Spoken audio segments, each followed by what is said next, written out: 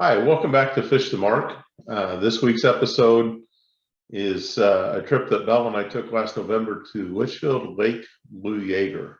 So why don't we jump in and start taking a look at Litchfield Lake Lou Yeager and how that trip went for us. Lake Lou Yeager is a city lake for the city of Litchfield. It does have a $15 daily fee to launch your boat there, which is kind of pricey. The afternoon, it gets pretty busy with pleasure boaters. We were in November, so there wasn't very many pleasure boaters out, but during the summertime, it gets really busy in the afternoon with pleasure boaters. But it's a nice lake. It's quite long and narrow. It's about halfway between St. Louis and Springfield, just off of I-55. So here's I-55 here. I think the exit number is 52, if I remember right. It takes you on this Route 116, and the ramp is right about there for it. The west side of the lake has a lot of docks and houses on it, whereas the east side of the lake has some docks, no houses. There's some campgrounds on the east side of the lake, and then there's also just some natural trees, tree line, shoreline, and stuff like that.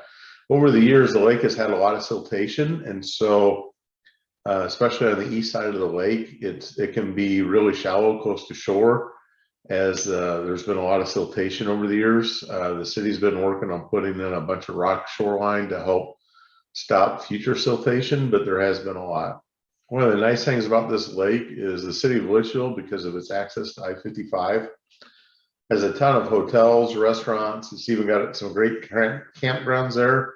There's even some awesome horse trails if you have a horse and you want to take a horse and go take a ride there. So there's some really great things to do, some very good restaurants, lots of hotels. So it's actually got a lot of things for a fisherman when you're there to help make the trip convenient. Unfortunately, the lake is not a great bass fishing lake yet. You can see they only had 4 tournaments in 2021. When you go out to the IDNR, Illinois Department of Natural Resources website and take a look at it, looks like they're starting to do some fish stocking for largemouth bass, which would be really good. This lake is really set up to be able to be a good tournament lake. It's got good ramps. It's got the good hotels in the city. It's got good restaurants and stuff, but the bass fishing, as you can see over here, is what they're calling developing. And so the population isn't super strong and doesn't have a lot of fish in it, but there's some decent sized fish. Over the years, I fish there once or twice a year, and I catch a lot of 4 and 5 pounders. This particular trip I didn't. The weather was super cold, super clear skies, high pressure cells, making fishing a little tough on the largemouth bass. But I'll tell you, there were a lot of guys out crappie fishing. When they talk about the crappie fishing being very good at that lake, if you're a crappie fisherman, it's a lake worth making your trip to. Every crappie fisherman I went by was catching them. I saw them catch them. Guys standing on their docks just catching them like crazy. It was incredible how many crappie were getting caught that day. But the bass population is definitely in what I would call developing.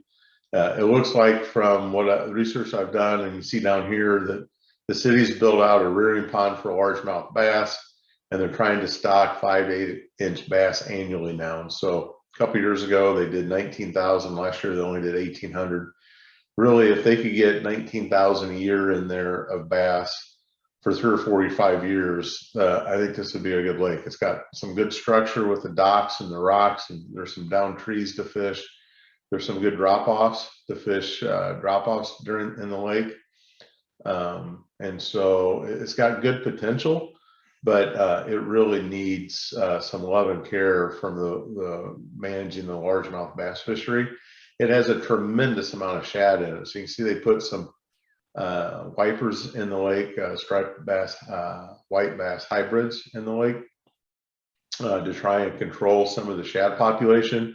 If they could get the largemouth and the wipers to take off, this could be a really fun lake to fish in the future. So I think it's worth keeping your eye on, maybe going out to the IDNR website and taking a look at it.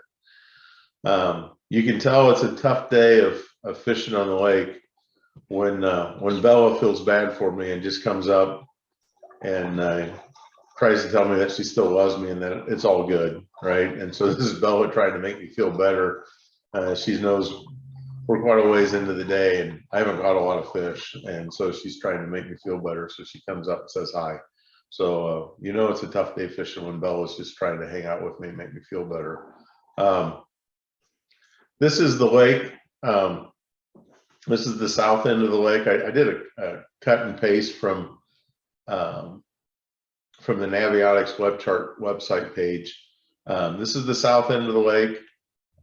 Here, this is the deeper half. The dam's down here, and the farther south in this lake you go, the deeper it gets. There's a lot of cliff type fishing that can be done through here in these coves.